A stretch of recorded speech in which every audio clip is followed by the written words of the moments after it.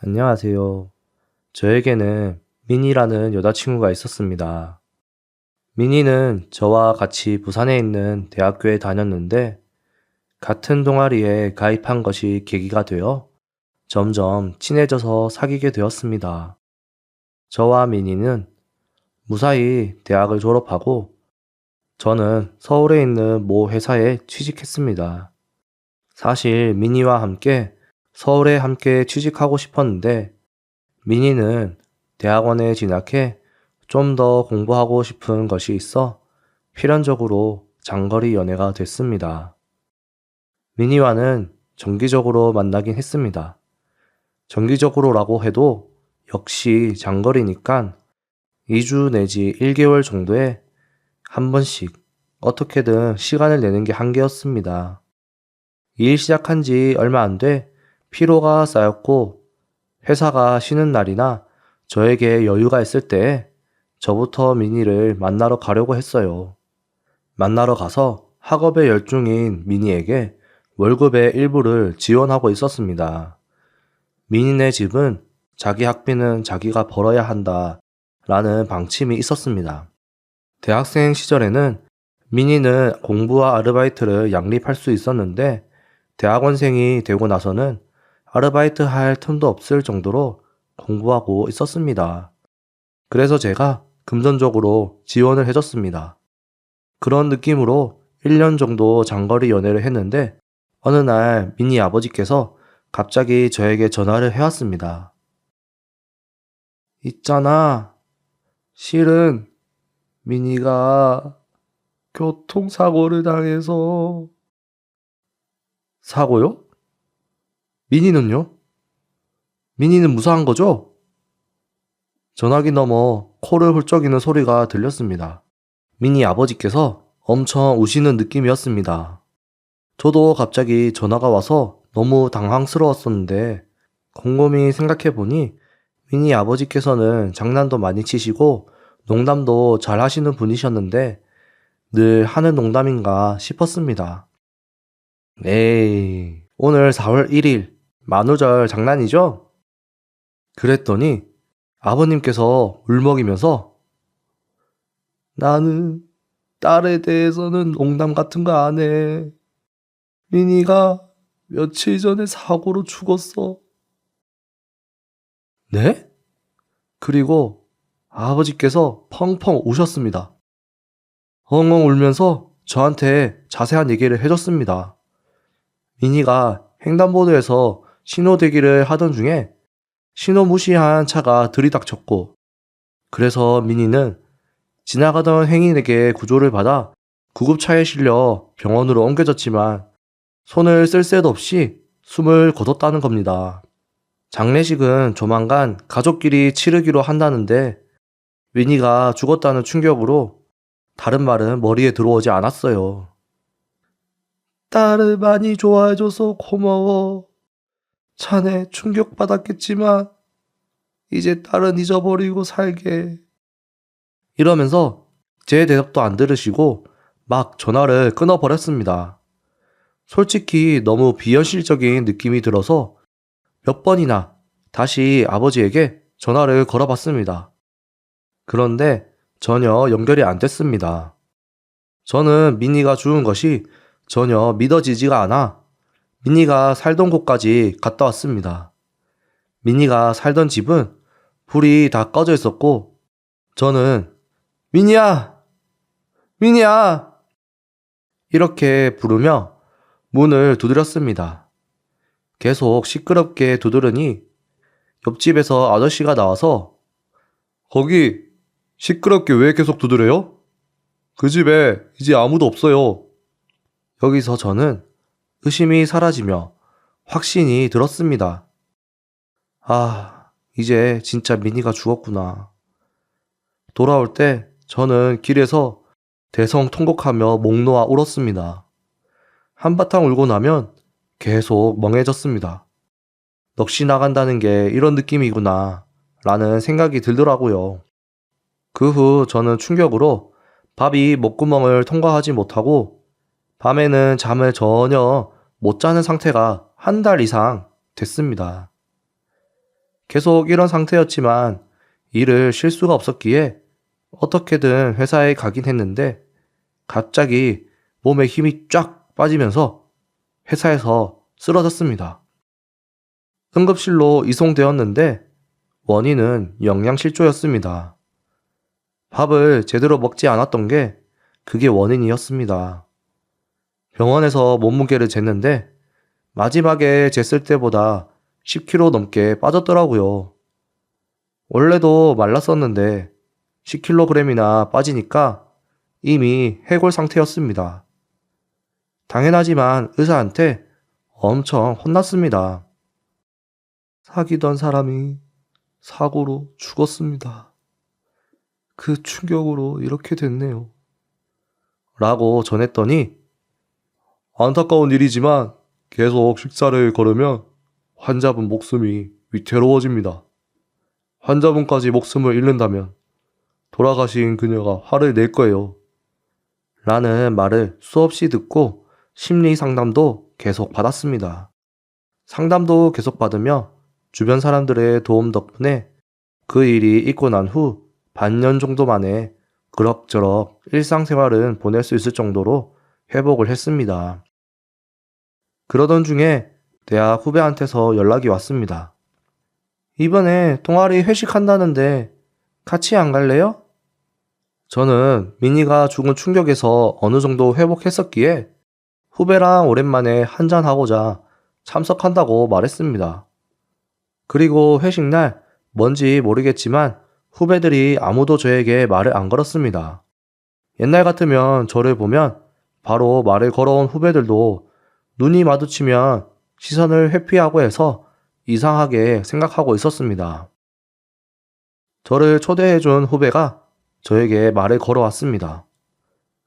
다른 애한테 방금 들었는데 민희 씨와 헤어졌다는 거 정말이에요?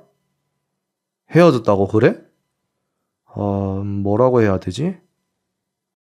저 얼마 전에 여자친구 생겼어요. 여자친구가 그러던데요?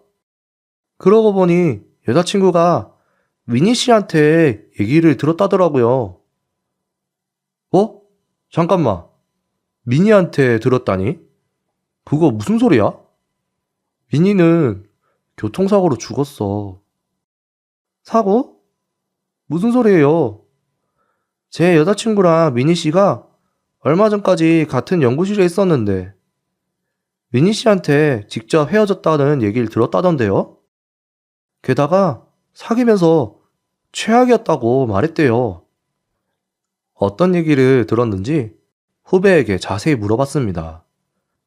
장거리 연애가 되자마자 제가 바람을 피우고 데이트를 할 때면 욕을 하거나 위협적인 행동을 해서 정신적으로 힘들었다고.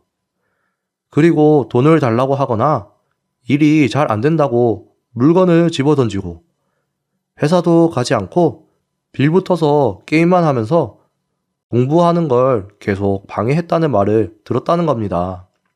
후배들은 모두 이렇게 알고 있는가 보더라고요. 그래서 저를 피하고 말도 안 걸었던 겁니다. 견딜 수 없었던 민희는 저에게 헤어지자고 통보했는데 제가 돌변해서 스토커가 되었다고 합니다. 연구실에 같이 있던 한 남자가 스토킹하는 저를 설득하여 스토킹하지 않도록 도와주어 이를 계기로 민희와 그 남자가 연인으로 발전했다는 말을 들었다더라고요. 결론은 장거리 연애 시작한 지 2달 정도 만에 저랑 헤어진 걸로 모두 알고 있는 겁니다.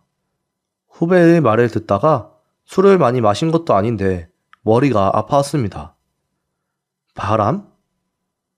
빌붙어서 게임? 스토커? 회사 생활로 지쳐 평일엔 집에서 나갈 힘도 없었는데 너무 황당했습니다. 그래서 후배들에게 민희가 한 말은 전부 거짓말이라고 전했습니다. 처음에 후배들은 제 말을 전혀 믿지 않았어요. 하지만 민희가 사고로 죽었다는 연락이 오기 전까지 민희와 나눈 대화들, 같이 찍은 사진들, 돈을 이체해줬던 증거들, 그런 것들을 보여주며 납득을 시켰습니다. 그 후 저에게 소문들을 얘기해줬던 후배가 지인들에게 물어 민희에 대해 더 알아왔습니다. 민희는 연구실에서 만난 그 남자와 교제하자 말자 대학원은 그만두고 6개월 전쯤 그놈과 결혼을 했다는 겁니다. 게다가 지금은 임신 중이라서 친정집에 가 있다더라고요. 저는 그것도 모르고 생활비 아껴가며 한 달에 50만 원씩 10개월 동안 주고 있었던 겁니다. 생활비 아낀다고 거지처럼 살았던 거 생각하니 화가 치밀어 올랐습니다.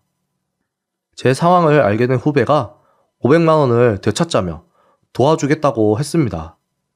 그래서 후배와 함께 민희가 있는 친정집으로 가서 돈을 받아내기로 했습니다. 후배를 데리고 몇 번 방문한 적이 있는 민희 집에 갔습니다. 인터폰을 울리자 민희 어머님께서 나왔습니다. 어머, 너무 오랜만이야. 민희와는 헤어졌다고 들었는데. 아, 혹시 민희 결혼 축하하려고 온 거야? 이 말을 들으니 민희 어머니께서는 저와 민희 사이에 있었던 일을 모를 가능성이 있다고 생각해 솔직히 털어놓기로 했습니다. 저 사실은 민희에게 500만 원 정도 돈을 줬습니다. 그걸 돌려줄 수 없을까 해서 왔습니다. 그게 무슨 말이야? 올해 4월 이후에 갑자기 민희와 연락이 안 돼서요. 어떻게 500만 원을 돌려받을 수 있을까 하고 후배와 상의한 결과 직접 찾아가 봐야겠다 싶어서 왔습니다.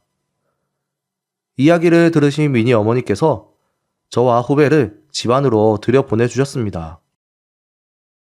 그런데 거실에 들어가니 민희가 있었습니다. 제가 온 걸 모르는지 TV를 보며 소파에 누워 있었습니다. 반년 만에 본 민희는 조금 통통해졌고 배도 커져 있었습니다. 정말 임신한 것 같았습니다. 저와 눈이 마주치자 민희는 리모컨을 손에서 떨어뜨리며 얼굴이 창백해졌습니다. 민희야, 오랜만이네? 건강해 보이니 다행이다. 민희는 동네방네 비명을 질러댔습니다. 비명 좀 지르지 마. 소리 지르고 싶은 거 그거 나거든? 교통사고로 죽었다고 전화 왔었는데 살아있었구나. 게다가 임신도 했네? 민희는 비명을 멈추었고 어머니께서 무슨 말인지 설명을 해보라고 하셔서 소문과 제가 겪었던 일들을 모두 말씀드렸습니다. 얘기를 듣던 민희는 얼굴이 토마토 마냥 새빨개졌습니다. 제가 지금까지 50만 원씩 이체해줬던 내역을 보여드렸습니다.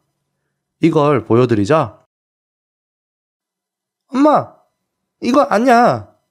어쨌든 이거 아니야. 투덜투덜 말했지만 저와 후배, 어머니까지 모두 무시했습니다. 민희가 돈을 받고 있었던 게 사실인가 보네. 민희랑 우리 남편 때문에 힘들게 해서 미안해. 돈은 꼭 돌려주도록 할게. 가족끼리 얘기를 해볼 테니까 오늘은 이쯤에서 용서해 줄 수 없을까? 어머니께서 차분하게 말씀해 주셔서 일단 저와 후배는 집에서 나왔습니다. 몸싸움을 할 수 있다는 생각에 긴장을 했었는데 긴장이 풀리니 맥이 빠졌습니다. 그리고 훗날 민희 어머니께서 문자를 해왔습니다. 문자의 내용은 민희의 아버지가 연구실에 그 남자가 앞날도 창창하고 집안도 마음에 든다고 저와 헤어지고 그 남자랑 만나라며 저와 민희가 헤어질 수 있게 저를 설득시켜 주겠다고 민희에게 제안을 했다는 겁니다. 저를 철저하게 외톨이가 되도록 소문을 퍼뜨리고 저에게 전화로 거짓말까지 한 거였습니다. 중요한 거 500만 원의 행방인데 그건 민희가 그놈이랑 데이트하며 다 써버렸다네요. 민희 어머니께서는 500만 원과 병원에 입원했던 돈까지 해서 600만 원으로 갚겠다고 써 있었습니다. 그 후에 민희 아버지께서 일하시는 곳까지 소문이 나버려서 아버지께서는 쪽팔린다며 일을 그만두시고 민희 어머니께서는 미니에게 600만 원을 모두 갚으라고 옥신각신하다 미니가 입금을 계속 거부하자 어머니께서 대신 600만 원을 보내주셨습니다. 동네 부끄럽다며 이사하려고 집을 내놨다는데 집이 안 나가니 쥐 죽은 듯 조용히 집에만 있고 미니는 그 남자랑 이혼한다는 소문도 들리더라고요. 여러분은 저처럼 사랑하는 사람에게 뒤통수 맞는 일이 없었으면 좋겠습니다. 제 사연 들어주셔서 감사합니다.